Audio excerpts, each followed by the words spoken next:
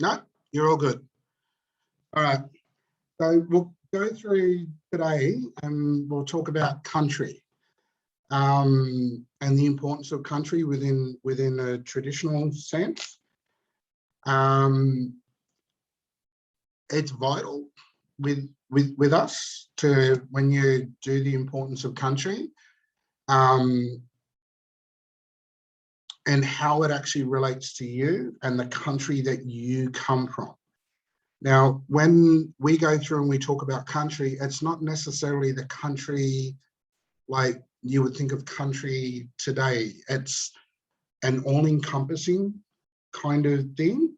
So it wouldn't be like looking at the world map and going, oh, that's Lithuania, that's Ghana, that's Philippines.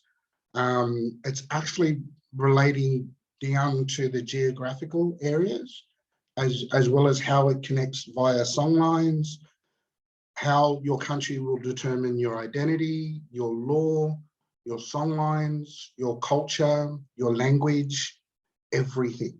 Your country is at the center of everything that you would actually be as a First Nations person in Australia.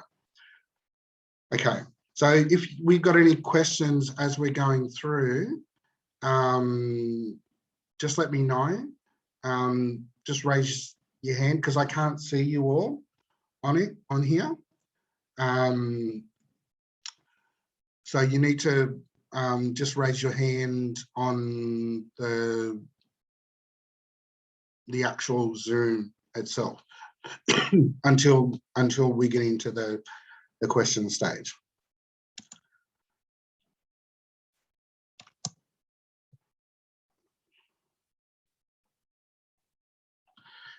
Okay, so I'll do a really quick introduction. My name's Drew Roberts. I am the CEO and founder of Shared Knowledge. We're a company that's actually been running since 2014. And we basically set up the company to be able to transfer a lot of the traditional knowledge that I was lucky enough growing up learning to other First Nations people and non-First Nations people. When I'm going through and talking about a lot of this stuff, it's important that you process it because some of it might be completely out of your wheelhouse and out of the way that you would learn within a traditional English knowledge kind of way. And some of the concepts are completely different to the way that we grow up within a Western culture. If you've got any questions around it, don't be afraid to ask. That's the whole point of me being here. I'll do a really quick acknowledgement. So, Be my marang, marang, miang gandarang, Iora kutambari titin, Nianabu betha, Nianabu waro boko, Bandunda kai mulamungo, Iora kutam. Marangu. Basically all I said is, good morning, how you going? I'm actually based down on the Eora country, on Wongal, the Wongal language group within the Eora Nation. So I'm actually down in the city. I just basically said that this is the Eora country. It's the Eora country from the mountains to the rivers to the sea. It'll always be Eora country. Marambu, because I went up, Marambu means live long and be well. So because my language where I'm actually coming from is defined by the mountains, and my country is defined as by those mountains. So that means that my language is going to be done in a way that is a little bit different to other nations. Okay, so Shared Knowledge is actually based down here in Sydney. I come from the Arakwal language group of the Bundjalung Nation. So that means that my country is actually the black sand country within the Bundjalung Nation. It's not the mountain country within the Bundjalung. It's not the Bow Desert area within Bundjalung. It's not the river country within Bundjalung. Black sand basically means that I come from the tea tree lakes or the lagoons behind the ocean.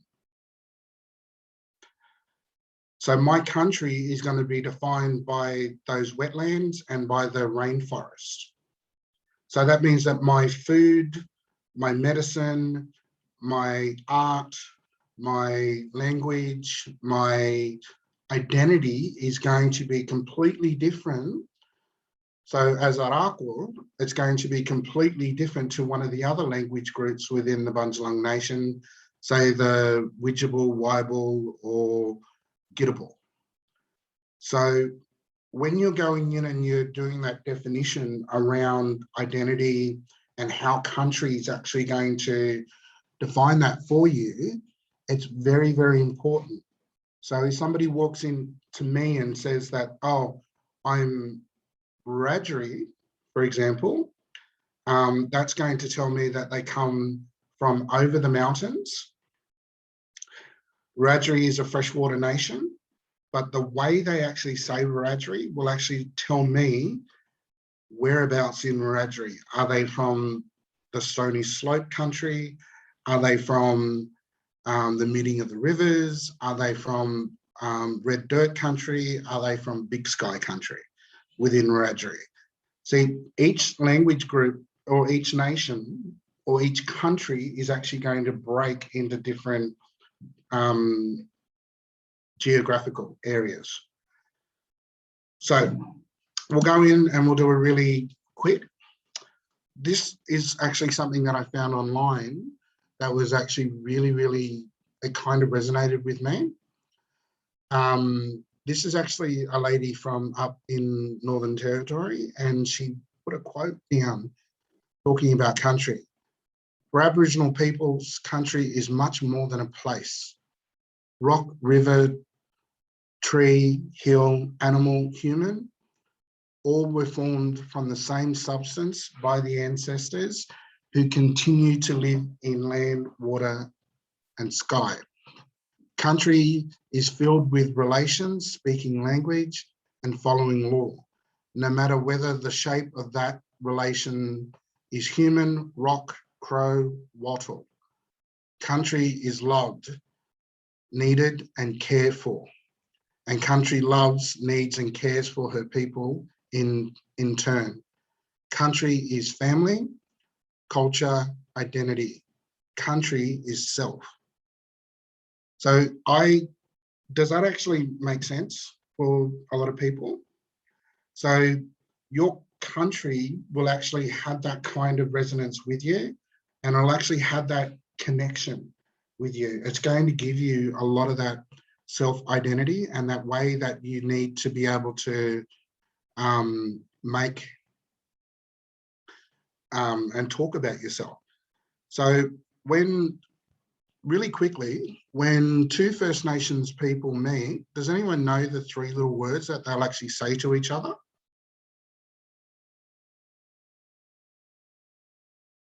Is it? Where are you from? Where you're from. So where you're from actually tells a lot about somebody. But what do you think it actually defines for another person? So really quickly, can I just do a really quick with Graham? Can I ask you really quickly, and I'll just do a demonstration. Graham, where are you from?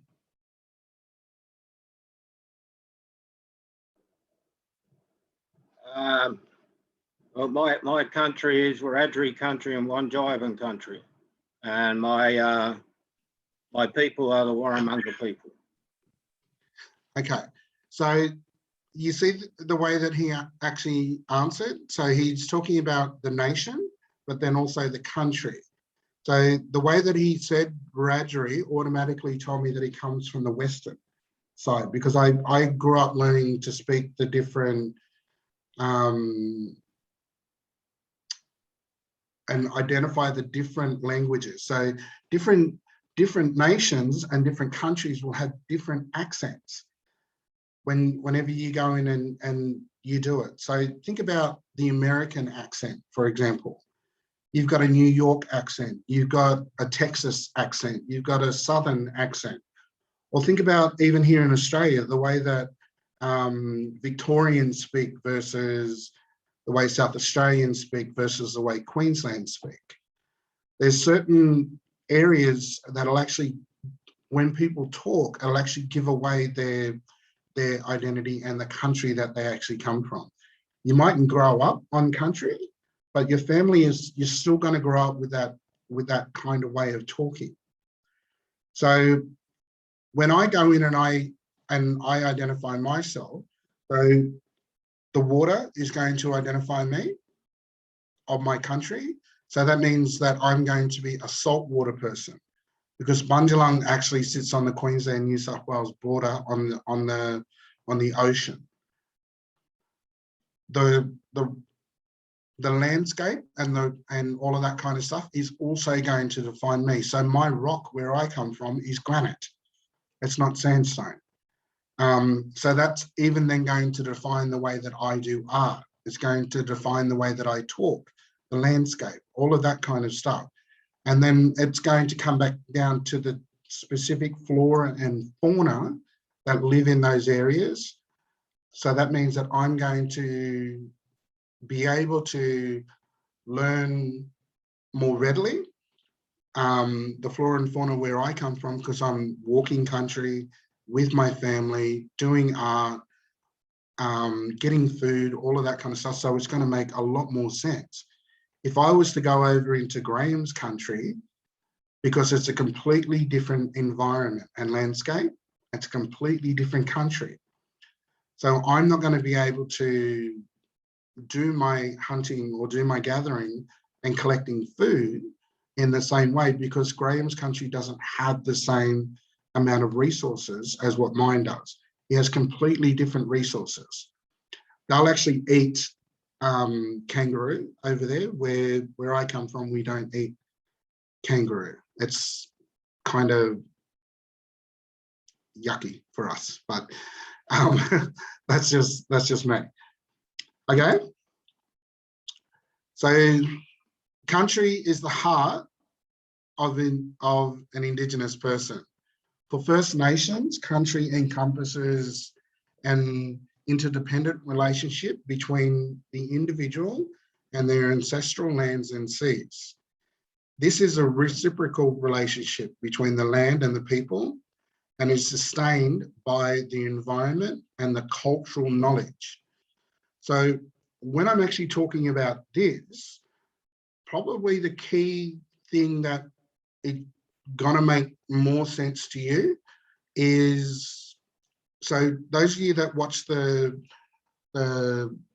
previous ones, which of your traditional identities will actually define all of this stuff, the all-encompassing interdependent, as well as the reciprocal relationship? Does anyone remember when I went through and I talked about the 6 traditional ways that you would identify? Does anyone remember what they were? Sorry, I'm a lecturer, so I'm going to throw it back at you. The nation you belong, Mm-hmm. the regional area, like the language group. Yep. Your kinship. Yep. Your moiety. Yep. Your skin and your totems. So which one of those 6 do you think this one is actually talking about? Which one will actually set that reciprocal relationship between the land and the people?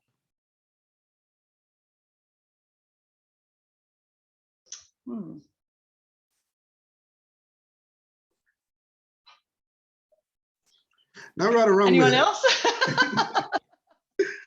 I was wondering if maybe it's the totem. It would be the totems, yes. So your totem actually defines your reciprocal relationship when when it actually comes back down to the country that you come from. Think of it this way. Remember, I was going through and I was talking about that your totem, you'll actually have 5 totems. I have 5 where I come from. I'll have a nation totem. I'll have a family totem. I'll have a personal totem. I'll have a sex totem, so male or female, and then I'll have a life stage totem. Now, these are 5 different things within the country that will define me, that I have to be able to show the respect and the responsibility to back to my songline, but they will only come from my country. That's how I was talking about if I was to use Graham as an example again. So Graham's, so where I come from, cassowaries and brush turkeys. Okay, you go over into Graham's country, they're not there. Okay, so cassowary might be one of my totems where you go into Graham's country because they don't exist there. The stories and the songlines and the creation of those animals aren't within his songlines and his law. So when you talk about that, when you're going in and doing, that is the way that you can pay direct responsibility and show your respect to your creator, because you can't eat your totems. You can't hunt your totems. Now, if you've got the 5 different totems and there are 5 different skin, so I went in and on the last one I spoke about skin and how skin actually comes from the 5 creation ancestors that you descend from. And remember, those creation ancestors are the elements. So you'll have one totem for each element: earth, fire, air, water, heart. Okay? If the totems and this reciprocal and this independent, how we're all connected, this relationship around us all being connected, that totem is going to define what you can eat, what you can't eat, how to pay that respect. So if there's something that's, so most people will go in and they'll talk about their nation totem. It'll be rare that they'll tell you their family totem. It'll be very, very rare for somebody to tell you their personal totem. You'd probably know the sex totem, so male or female, and then the life stage one will definitely not be spoken about. It's only within the certain families. So when you're talking about totems, it might necessarily be an animal. It might be a plant as well. So for example, for me, I might go in and let's say my totem is, my nation totem is a praying mantis. And then my family totem is a willy wagtail. And then my personal totem might be a certain kind of wattle. My sex totem might be something else. The only one that actually changes is your life stage totem. It goes in on the life as you, on the biological life. Go ahead. So that one actually changes throughout your life. Probably there is one example that some of the nations on the eastern coast will actually utilize a lot of, is there's a certain fish, and that fish isn't eaten by men, and that fish isn't eaten by women. It's only eaten by aunties. Okay, and so once you've gone through your life stages and you become an auntie, then you can actually eat that fish. If I catch that fish, I'm not allowed to eat it. If I catch that fish and I don't give it to my aunties, I'm in big trouble. Okay, the women have actually set that in LORE around law, around not being allowed to actually eat that fish. CSIRO have actually figured out this interdependency that we have with our country around that. women won't actually eat that fish because it's actually got a phenomenal amount of heavy mercury. So ancestors have actually figured out that that fish will actually do harm to the children and the babies and the people within the nation. CSIRO have only figured this out in the last 15 years. Okay, so men are not allowed to, and women won't eat it whilst they're able to have children, to pass that mercury through. But if I catch that fish, I automatically have to give it to aunties to be able to do that. Otherwise, I'm in big trouble. But you can see, think of it this way. If everybody's got 5 totems and they're not going to eat it, and they're not allowed to actually eat what their totems are, all of your totems are actually going to be different to each other. So that means that there's no one resource is ever going to be overutilized within the traditional environment, within country. Does that make sense? So it's, well, I like to joke and say that, well, this is what New South Wales government now calls sustainability. Nations have been practicing this for generations upon generation. Your country defining you and telling you that you cannot overutilize any one resource because you are exactly the same as everything else within country. The way my uncles used to teach it is they'd walk me along the beach and they'd point at a certain shell or a certain coloured sand on the beach. And they say, Bubby, see that? That's you. Now you look at every other grain of sand and every other pebble on this beach. That is everything else that exists within this universe. You must have as much impact as any other of one of these grains of sand or one of these other pebbles on this beach. You're connected and you've got it, and you've got a responsibility to be able to ensure. So your impact should be minimal. That's why the first rule of culture, has anyone ever heard of the rules of culture? The first rule of culture, I bet you probably heard it. You only take what you need. You never get greedy, and you never think that you have a right to be able to take something if it's not the time to be able to take it. Country will tell you when it is right to be able to take it. So when we go through next week, I'll go through and I'll talk about wattle with the bush birds, for example. Wattle telling me with the first flowering of the wattle that it's actually time to be able to eat oysters. And in the second flowering, it'll tell me it's time to be able to eat oysters and pippies. The third flowering, it tells me the time to eat the pippies, and that the fish have actually come out of the rivers and been in the salt water long enough to get the black weed and the dirt out of them so they no longer taste like mud. Remember, I come from a saltwater nation. We don't eat fish from a river. It's kind of yucky kind of thing. And then the fourth time, it actually flowers. It actually tells me that it's possible to eat oysters, pippies, fish, and it's time to be able to practice ceremony because the whales are actually here.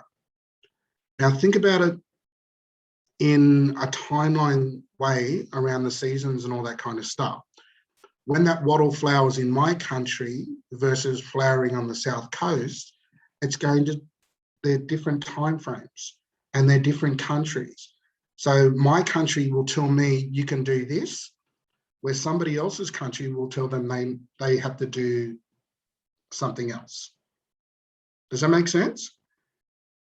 So that's just one example around that interrelatedness and how we're actually dependent on our country. So does anyone have any questions around that? I mean, it's kind of big, but yeah. Don't be afraid to ask questions, guys. Hey, Drew, could I ask a question? Yeah. It's lovely to meet you as well. Thank you for making time. It's just around, so when you said with your life stage totem, and you mentioned it was linked to kind of biological life, is that age-based, like in, let's just say, a European system, or more biological, as in, as you walk through your knowledge stages of life, as you defined it, you're through ceremony, or? Knowledge stage is the way that you would actually gain through within that traditional. So my aunties used to like to actually talk about knowledge is the way that you will actually become within, where this biological is literally on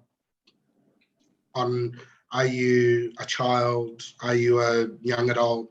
You know, like I don't know, how do I say it?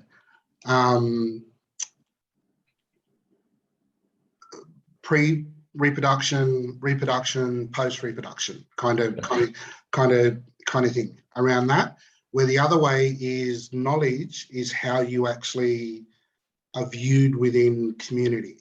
Yeah. Like elder, for example. An elder is not somebody that's old. An elder is somebody that's achieved the highest level of knowledge for the purpose they were born.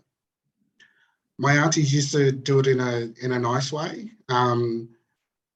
It probably makes sense when you hear the way the community referred to people or refer to you. So do they call you boy or girl? Do they call you bubby? Do they call you uncle or auntie? Does that make sense? So when bub, come over here, that means that you're a baby, and they're considering you as a baby with your knowledge. And then boy or girl, you go up to the next kind of levels, and then so forth and so forth as you go up. That's the key when you go into community. Don't, just because somebody's got a grey beard or grey hair doesn't necessarily mean. There's a difference between traditional elder and there's a difference between community elder when you go in. So somebody can be older within the community and they're still called auntie or uncle, but they mightn't be the person that actually speaks for knowledge. Yeah. Does that make sense, you guys? Perfect. Yeah, somebody could be 5 years of age and 75 years of age and is called an elder. I mean, my uncle that actually holds the knowledge for my kinship is actually 3 months younger than me. So when I wanted to get married, I had to have my uncle's permission and go on and ask a younger cousin, uncle, is this possible? It was kind of interesting. Yeah, sorry. That's great. Anyway, yeah. Did that explain it for you? Yeah, it was perfect. Thank you. Really. Anyone else have any other questions? Yeah. Look, there's been lots of topics or lots of thoughts around how our mob traditionally were trading or exchanging items from neighbouring nations. Can you just share a little bit about what traditionally your people and the nations around there, if there was this trading or this business type of you know, things going on? Yep. Over the years? So 9 times out of 10, the trading will actually come down in, and they're classified as songlines. Songlines are actually the progression of people through country, and the trading and all of that kind of stuff. So I know that I've actually got connection to your country, for example, Graham, because we belong to the same songline. We belong to Miami Creator, but that just basically means that for me, it's a lot more readily accessible for me to be able to go out into your country to be able to trade. You guys are actually, because of those different landscapes and different environments, you're going to have different resources to me.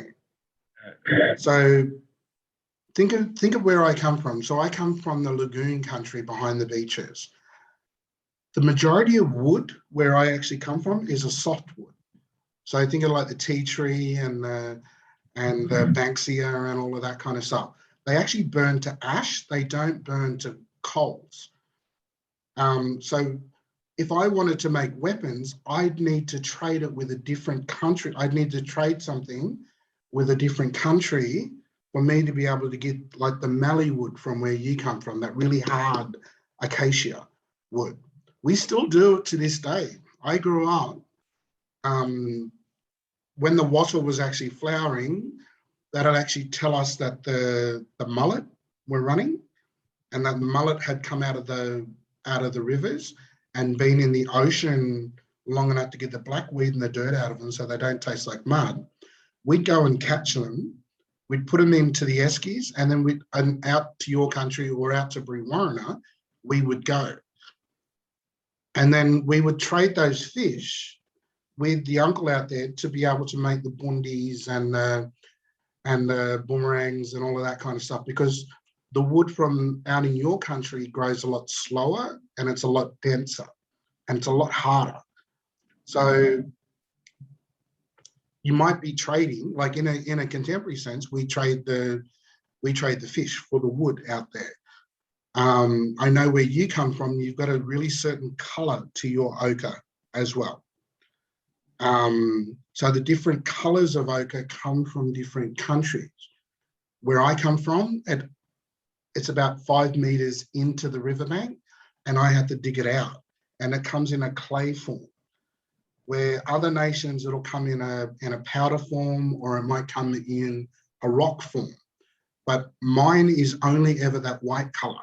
I don't have the other colors of ochre. So we might be trading, for example, we might be trading certain seashells or certain other kinds of animal pelts or any of that kind of stuff over into your country, where you would then be trading something back again. Does that make sense? Yeah, absolutely. So just up here on the screen now, I've just put up a map that they actually look at as part of the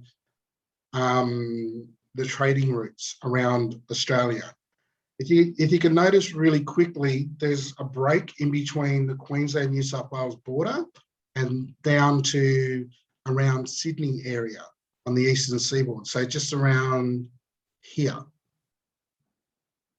Why do you think that there's actually only really those two ways around?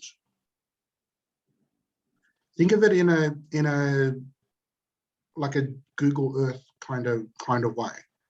The mountain range? Bingo. The Blue Mountains are actually blocking the ways. There's only a couple of natural ways that you can actually get across the Blue Mountains. If the settlers, when the British came, had actually followed the mold, common sense would have told them to do that in the first place, that it wouldn't have taken them so many years to be able to get across the mountain range. The only ones that I know that the naturals, without having to climb and scramble and all that kind of stuff with the modern roads, is actually up at Yengo behind up behind Cessnock, and then one up in my country that'll actually trade over. So they're the easy access, or the valleys that will actually allow that easy access across. You go down south, and then there are some other natural border control, like easier access ways as well. But you think about this, and the way this map is then going to relate back to the creation spirits. So you can see how the nations that are going to identify themselves as Miami are going to be able to be connected. You can see really clearly here as well, Rainbow Serpent. You can see Wandjina really clearly as well. but you're not going to be able to see a lot of the smaller. So when you go down on the south coast of New South Wales, the Bundulas and the Gulligas and all of that kind of stuff. This is just a representation. It's not the be all and the end all, but that songline is going to actually be able to create that connection and how you're going to be able to walk from your country over into another country. And this will actually show also how you're going to be connected with a lot of other nations. So I know, for example, personally, me coming from my nation, I know to stay the hell away from Gamilaroi people, because Gamilaroi people are automatically going to be connected to me through Songline, but they're also going to be, that means that they're going to be connected to me by kinship and moiety, because that tells me that their country is adjacent to my country. So that means that we're going to have quite a strong affinity and connection to each other. So Bundjalung will actually share about 30% of language with Gamilaroi, and then we'll share about 30% with the nation below us, which is Gumbaynggirr. So it's you will learn the different languages whenever you go in and you do it. Sorry, somebody's putting up a... Yep, so why do you call them songlines? So they're called songlines because when you walk through country, you actually will sing the story of that country. So it's literally like you're doing a Siri, for example. Siri saying, turn left at the next intersection, do this, do that, la, la, la. The song of that is actually part of it. Does that make sense? So it's literally like a directional. So this country was mapped thousands upon thousands of years ago via song. We knew what the landscape was going to be. We knew what it actually looked like, all of that kind of stuff. Think about art and traditional art. A lot of the art is from above. How are you going to be able to do art from above when the mountains are the only way that you can actually get above to be able to see the country? But when you look at a lot of the traditional art, it looks like as if it's done from a satellite. That's because the stories and the knowledge and the song of that country is taught, and then people are then to be able to show that interconnectedness and that connection. Australia has been mapped for thousands, hundreds of thousands of years. And when it actually changes, then the song will actually change. Does that make sense? Yeah. So that's why it's called Songline. The other way that why it's also called a songline. So imagine I'm starting here. Can anyone see my cursor? Yeah? Yep. So imagine Miami is actually starting here. Then he will go up and come around and follow the song line and come back up and hit there and come back again. So 9 times out of 10, the song lines represent the actual trajectory of the creator.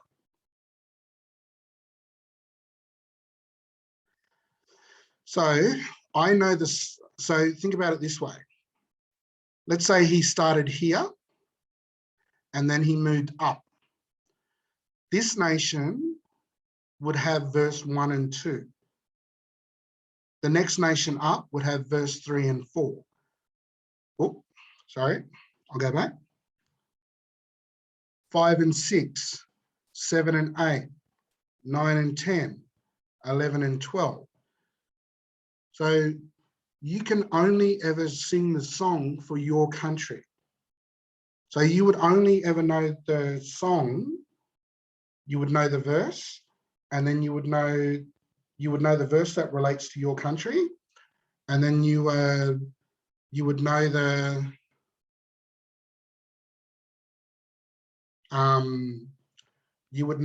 sorry, somebody just messaged. So you would know the song and the verse of your country, and you would know the chorus. So let's just imagine I'm on verse 4 and 5 within my country. Now Graham's country is going to be out here further. So he might be verse 11 and 12. Yeah. So he will sing for his country because his country is different to mine. Anyone ever seen the story of Tidlik and how the frog got all of its water? Different nations tell the same story in a different way. Did the eel do a little dance? Did the kookaburra tell jokes? Did the echidna burst him? Did he see a platypus and laugh and all the water come back out? Where I come from, it was actually he was turned to stone. So that story is reliant on those different countries, because not all countries have platypus. Not all countries have eel. Not all countries have the rock where I come from that creates the thing. So the songline will be similar, but different depending on the country. So it'll be interpreted reliant on those countries that you actually come from. Does that make sense? Any questions on that one? It's a bit of a blow your head off kind of thing. I was just wondering when Yep. you learn lines, if it's before you go or if it's only kind of like through walking through country with someone who knows the song line and they kind of teach you. What do you mean before you go? Before you're walking along the song line, like when would you learn the song line as a child or in traditional? From this big. You would learn it all the way through. There are certain songs that only rely on certain places. Mm-hmm. So when you walk country, there'll be different songs for different country. So like me going up and learning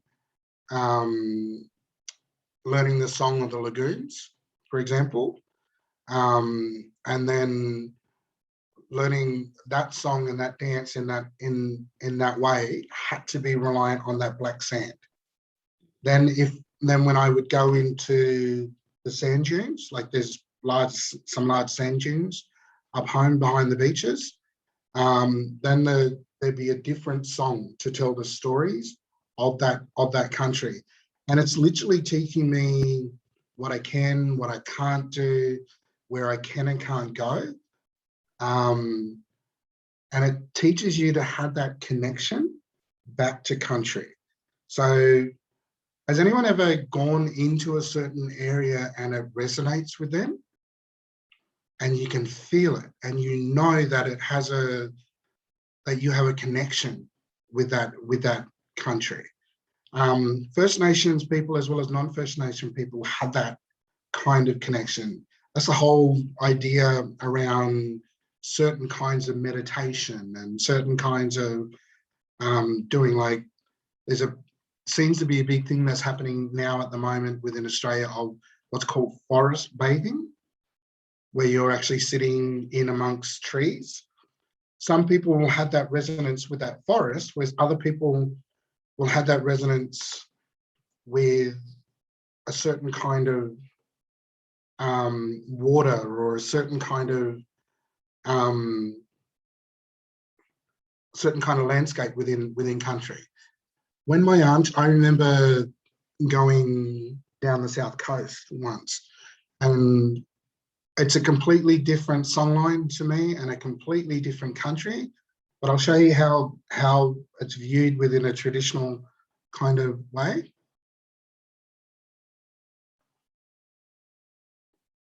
Yeah. So where I come from, it's so up around Byron and the hinterland. It is a very spiritual area. That's a lot of the reasons why there's a lot of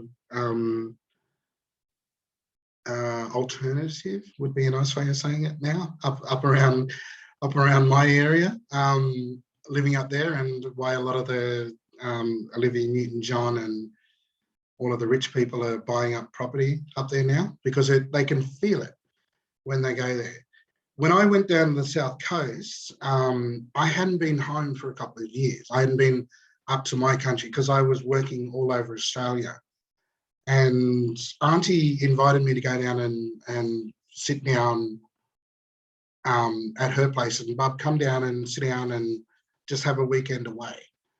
And I went down and sat down and we caught up and all that kind of stuff. And she got me to have connection. And she said, Bubby, come on, you need to go visit. And I thought, oh, great. I'm going to go to one of the other aunties or a couple of the other aunties on Community and all that kind of stuff. See, my mind automatically meant that I was going to get fed. You go to Auntie's house and she's going to feed you. She's going to make you the biggest feed. And they're down on the South Coast, so I knew it was going to be like pipi curry or fish soup or, I don't know, damper and all this kind of stuff. But she didn't do that. She actually made me go out onto a certain kind of water, and it was a rock platform that actually overlooked the ocean. And she looked at me and she said, now you need to sit and you need to ningana. You need to sit down, shut up and listen. And I'll come back for you in a little bit. And I was like, oh, okay. Oh, yep, I'll do as I'm told. I mean, you could be 40 years of age, but when your aunties tell you to do something, you do it, right? So I sat down and just was. Over the top of me flew my nation's totem. In front of me came my personal totem.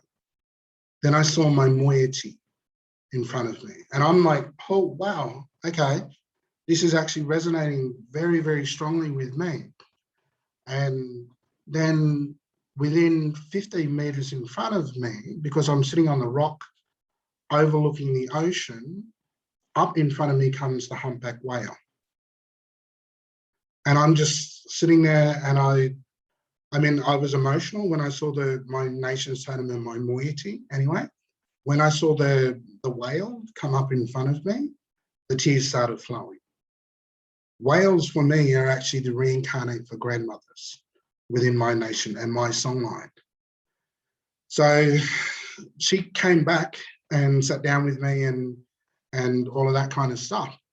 And she went, you connected again? Yeah. You've made that connection back to country. You haven't been home in forever, my boy.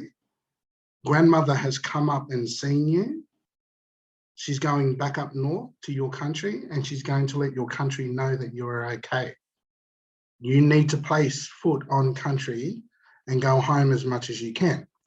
See, my auntie teaching me that around that connection back can be done on other country, but to make it resonant, because she shares a similar story and songline around the whales to me. But I still needed to go home, and I need to put my feet in that black sand for me to be able to have my emotional and my spiritual batteries recharged. Different countries will do different things for different people. That's just me. So me sitting there and seeing my nation totem, my family, my personal, and my moiety was like whack, whack, whack, whack. And then the whale come up, and it was just like getting hit in the chest. And I was like, damn, okay. But see, that's because other people can have stories the same kind of way. There are certain animals or certain plants that resonate with you. You mightn't have grown up with it, but you mightn't have grown up with that traditional knowledge, but you know that there are certain animals that you have an affinity to. You know that there are certain countries that you feel whole. You know that there are certain plants that actually have that connection, that you will have that connection to. Your stories, and you mightn't grow up knowing it, but your story and your songline will still talk through you, will still talk through your blood. You will still have a connection to country, no matter. Does that make sense? It's a spiritual kind of way. Or remember me going through and talking about that identity being either in your head, in your heart, or in your spirit. Anyone got any questions? That just resonates so much with me. I grew up in Western Sydney on Darug land, but Yep. when I moved to Darkinjung land up on the Central Coast, going to the salty water, I love stingrays and I don't know why. But then I found out it was Darkinjung Nation's totem, one of the totems. But and it wasn't until I moved up here that all that exactly, you gave me goosebumps when you told your story, because it definitely resonates how I feel when I'm around the land here, the salty land. Yeah, but you also, and see, that's the thing, when you go in and that connection, it still talks for you in that in that way, and It it's is hard very to spiritual. It's exactly what you said. It's very spiritual feeling. It's very beautiful, and you feel at home. You feel where you're supposed to be. Yeah, and you know, where there's like, it's like walking into whatever your religion is. It's like walking into a mosque, or walking into a synagogue, or walking into, I don't know, the Sistine Chapel, or standing in the middle of a forest. If you're Shinto, in all of that kind of way, like me going through and trying to have that connection around, who am I? Where do I come from? All of this kind of stuff. And I needed to put it into context around religion and all that kind of stuff, because I grew up with my dad being Seventh-day Adventist, my mum being Church of England, my grandmother being German Jewish, and then for some reason I'm Roman Catholic. I'm like, why is this part of the thing? And it was literally come back down to the religion. It didn't come down to religion. It came back down to, that was the best schools at that time. So the family made me completely different to everybody else because the schools were better then. And that meant that I was able to get in if I was baptized. Does that make sense? So I sat down and I asked my aunties and my mum and all that kind of stuff, well, what am I? How do I actually identify? And they made me sit down on country, and they explained to me, you need to, it'll talk to you. Go and figure out, we're not going to define what religion you are. Only you can make that choice.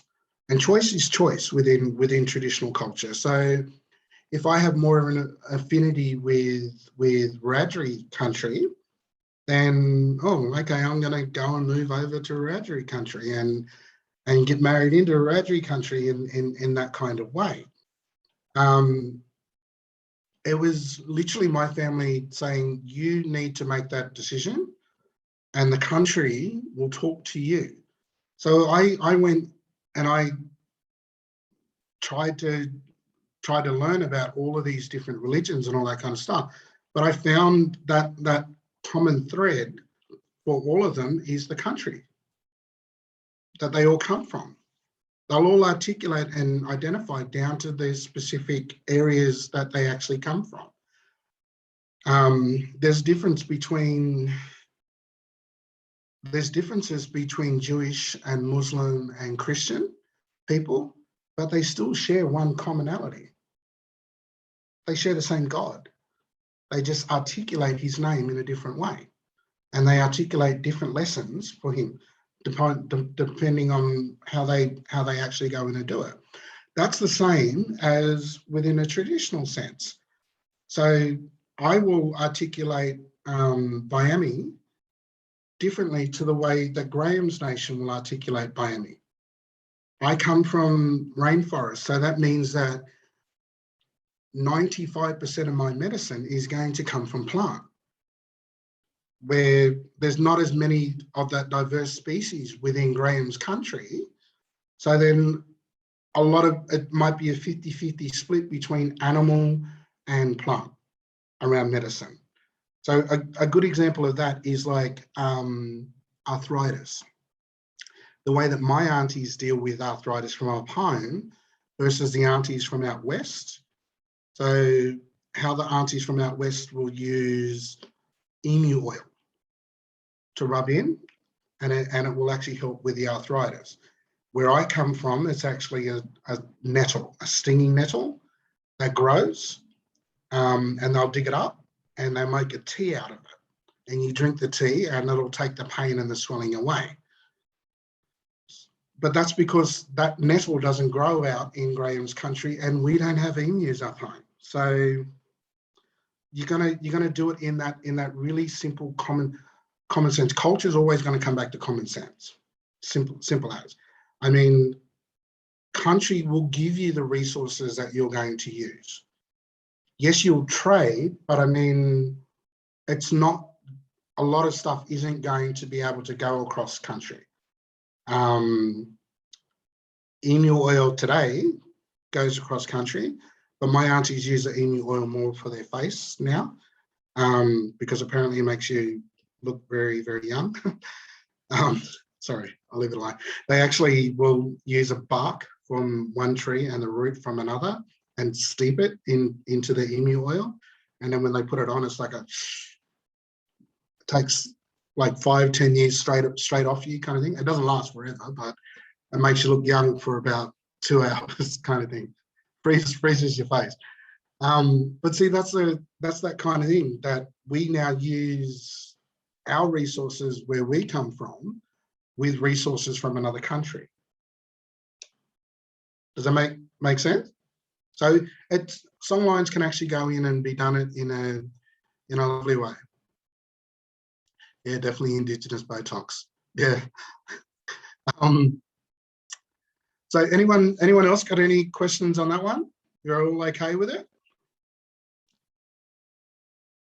Yeah. Okay, we'll move on. So I'll just play a really quick video for you. I want you to see how other people will actually do that identity.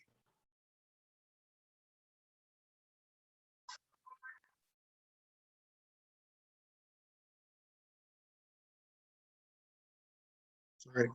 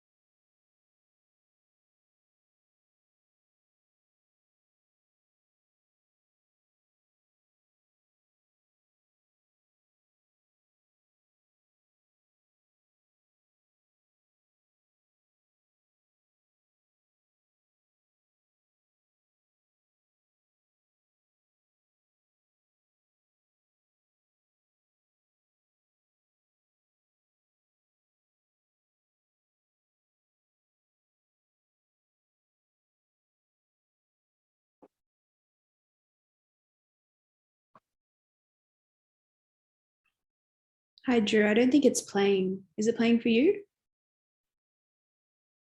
Yeah, it's playing for me.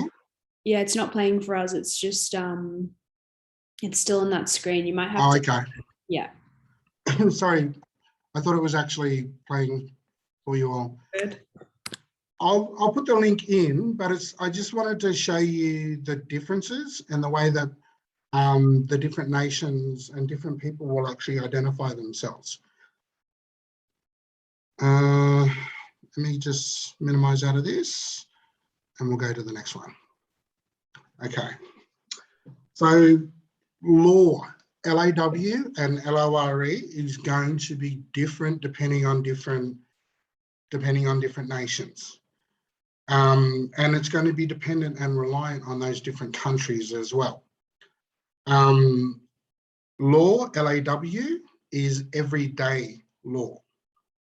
Law, LORE, is your cultural law. So it's the overarching law or the morals and the values that actually are dependent on the songline and the country that you come from. That's where it'll actually change. Then underneath that, so it's the higher law, and then underneath it is the everyday law. So think about it in, I'll try and make a context for you. Does anyone know the law that we're bound by in Australia at the moment, or in New South Wales, for example? No? So we're actually bound by Crown law. Okay? Think about it in a jurisdictional kind of way. So you've got New South Wales law, then you've got Australian law. So you've got a local court, a district court, a state court, and then you've got the Supreme Court of Australia that sits over the top. Does that make sense? So it's going to work in the same kind of way for us. And then over the top, because Crown law is based, so it's based upon the Queen or the Regina or Rex, and Crown law is actually based under Christian law. So because all the kings and queens were, by divine right, were given their right to rule by God, apparently,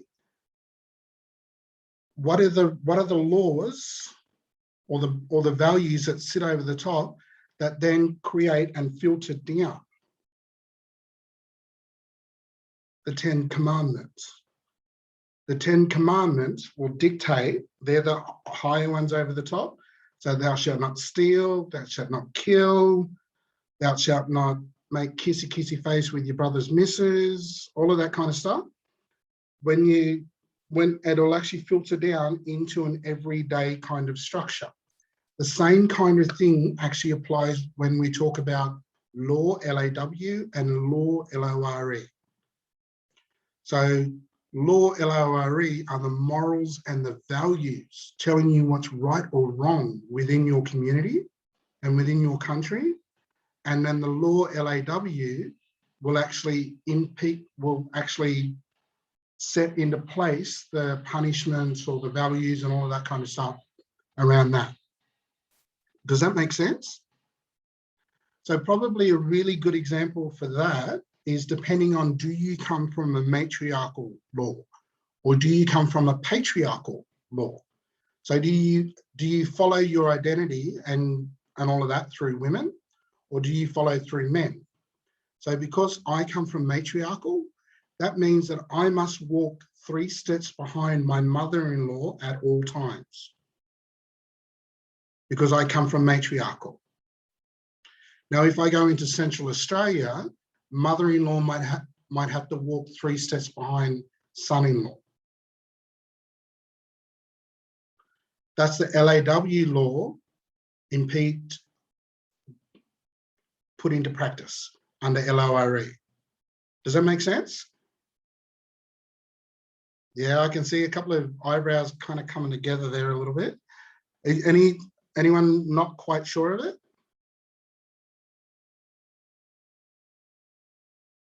Ask a question if you want. There's no such thing as a silly question.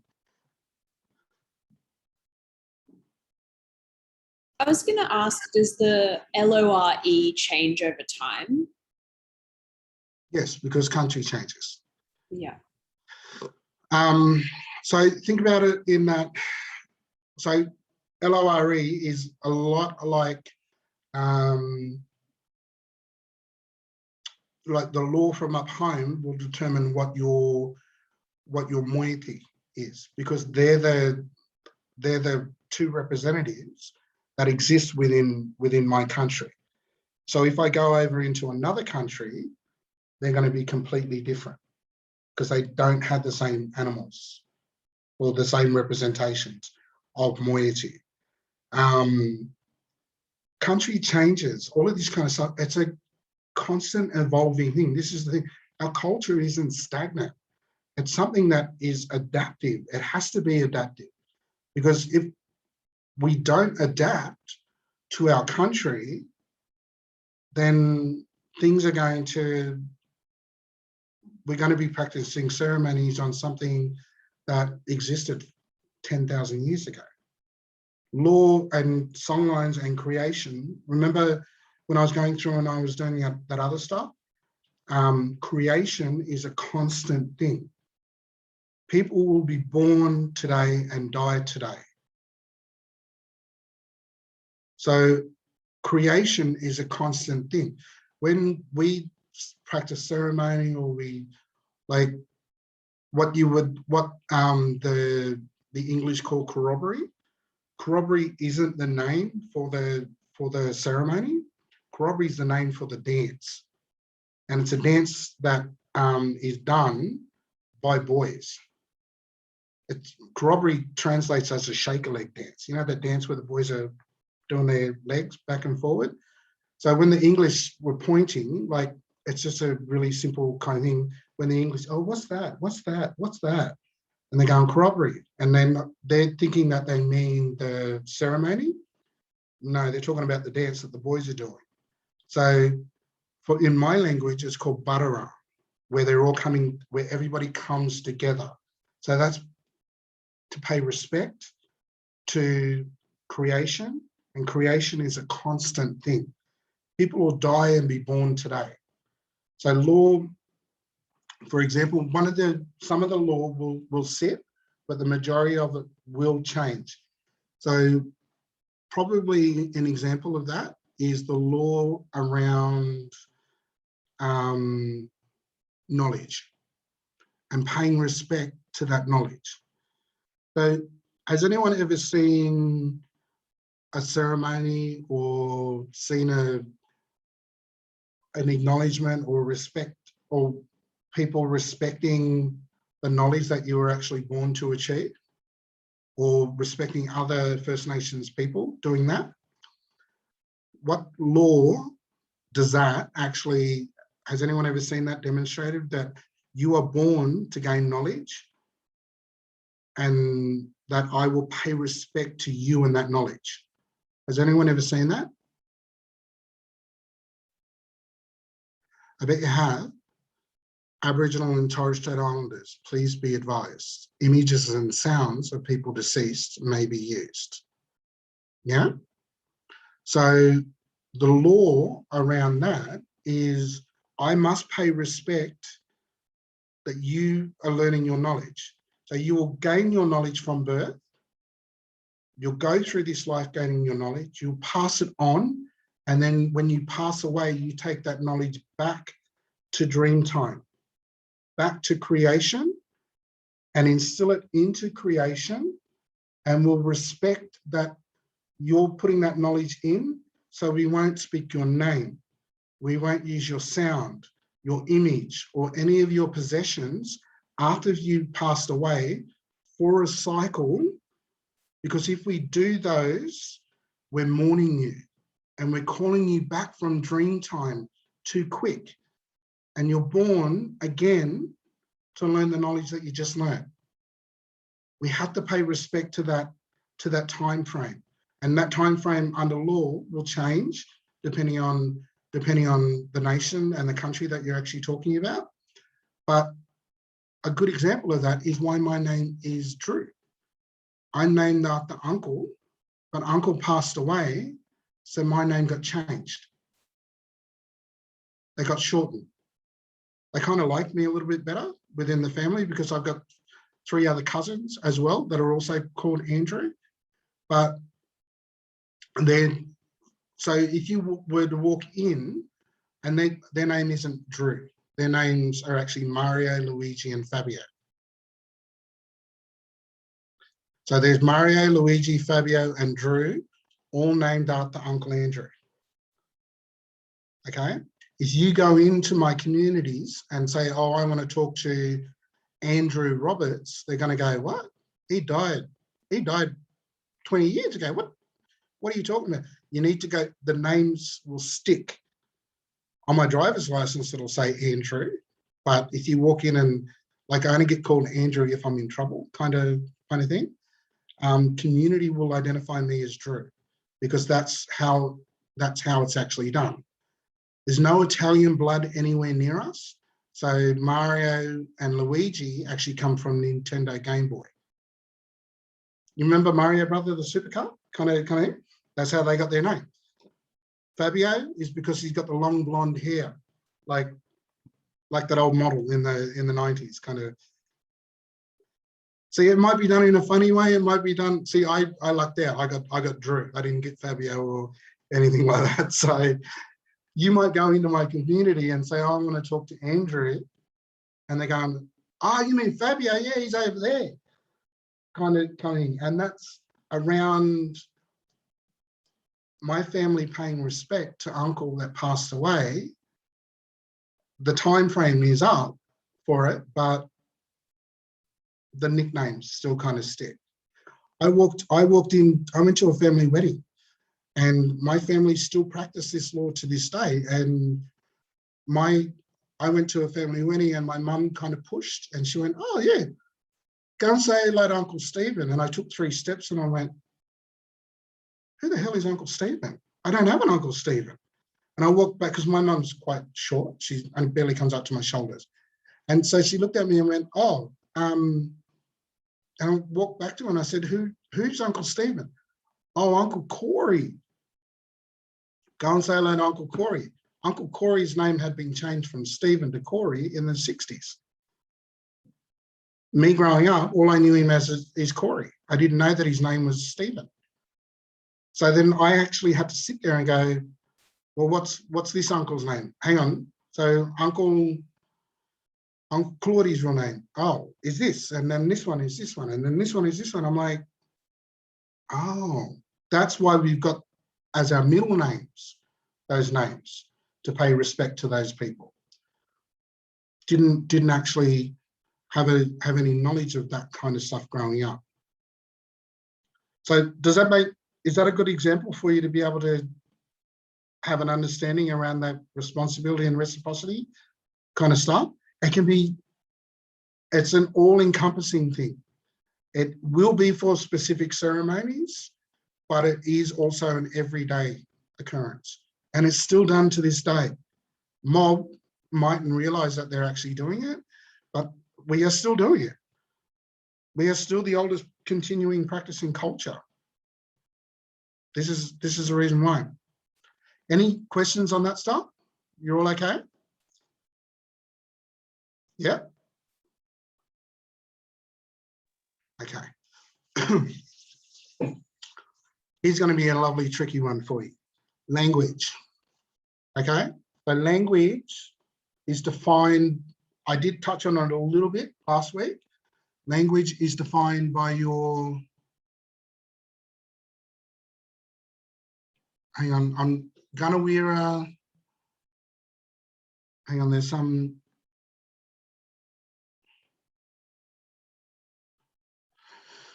so the name change respect is law, yes. No, it's L-O-R-E, not L-A-W. If I was to use the name, then I would be punished under L-A-W. Yeah. Quick question: who do you think actually passes judgment within traditional culture? Does anyone know? Is it elders? Elders? Anyone else? Who passes judgment? Say I've done something wrong and I've broken the law. Everybody. Say all of you guys are my nation and my family. You'll all pass judgment on me. The elder will pass punishment.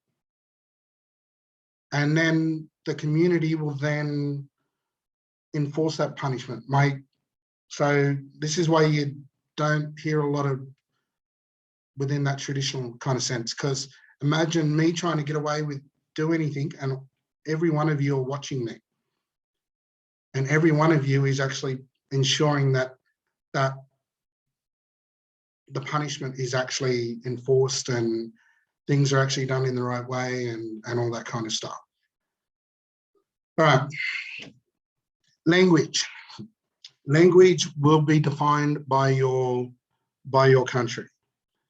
Some nations will talk like as if they're water flowing, like a river.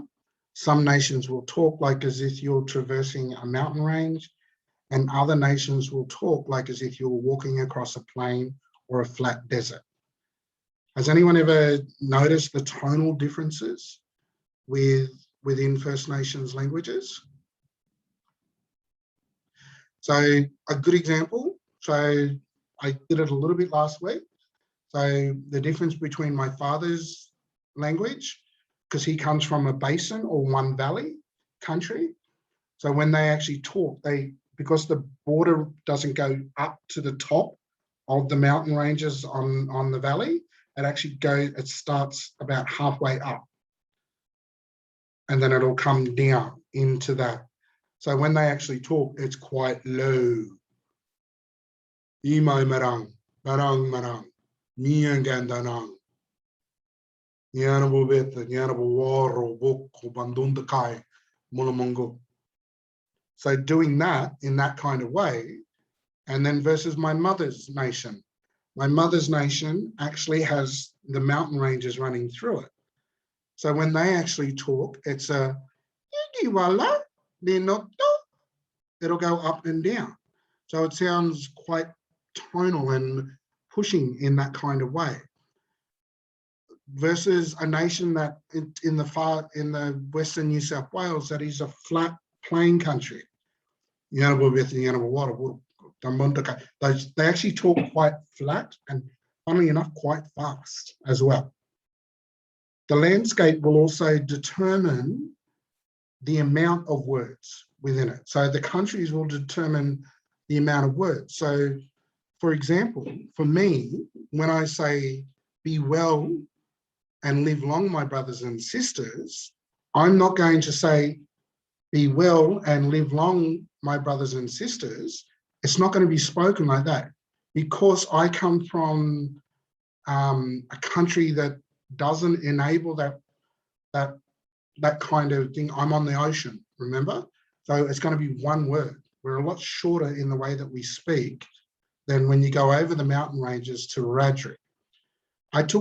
So Wiradjuri will literally have all of the words, live long and be well, my brothers and sisters, and speak the full long sentence.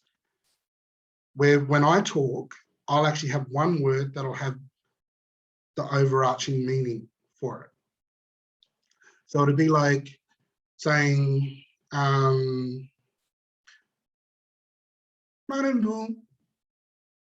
Marimbu. Marimbu means live long and be well, my brothers and sisters. Marimbu means drop. It's not a good way. So depending on how you say it and who you say it to, there can be 6 different ways you can say the word, but it means different things. So does that make sense? Another example might be Anna. Anna, Anna, Anna, Anna, Anna. Yes, no, really, I understand. Do you understand? And I won't repeat the final one. It's not a good one. But that one word can have 6 different meanings depending. I had to learn that the hard way, because when I was going in, I was learning my dad's language because I'd already learned my mum's language. So when I was going in and learning my dad's language, I had to learn how to make that placement of the sound, because the countries are completely different. So when I was going in and I was saying, Anna, I was actually cursing my aunties when I thought I was saying yes. So I got into trouble a lot because I wasn't able to do the tonal pitches. The other reason is because I had hearing aids growing up. So I had significant hearing loss. So I couldn't hear the tonal differences. I couldn't hear that lower register, sorry, when we were going in and learning. So my aunties then had to teach me in a different way. And they taught me in the country way, and they actually used to place my hand on their sternum so I could feel the resonance of when they were actually trying to teach me language. Different people learn in different ways, and different things, countries will talk in that different way. The main thing I want you to take away from this is that language will be responsive to country. Does that make sense? So even when you guys will come in and say Wiradjuri, and how you say Wiradjuri to my ear, or you come in and say Gamilaroi or whatever, I automatically can hear the tonal inflections with it. So that tells me that your family or your country is far western New South Wales, or on the Great Dividing Range, or Dubbo, or do you come from Yass? Or does that make sense? So any questions around the language stuff? Because I'm noticing the time. We are going over. No? You're all good? Okay. I'll do one. There is another one, but I'll leave that for you. This is the key thing for you. I actually got this from Tanya Keeneman, who's a woman from out at La Perouse. So it comes from this area traditionally, and she actually works in with DPI, so Department of Industry, Planning and all that kind of stuff. This is one of the best examples that I've ever seen on around your identity and that importance of country. Your country will give you your culture and your language. It'll give you your family, which then gives you your community. For you to be able to have opportunity, choice, healing, education, cultural awareness, and all that kind of stuff, you must be able to go back to country, or you must have connection with country for it to be able to move forward. Country is everything for us. Country will give you what you can, what you can't do, what you can, what you can't eat, who you can and can't marry, gives you your spirit, gives you your heart, gives you your knowledge. Everyone's country is different. So therefore, everyone's spirit, heart, and knowledge is going to be different.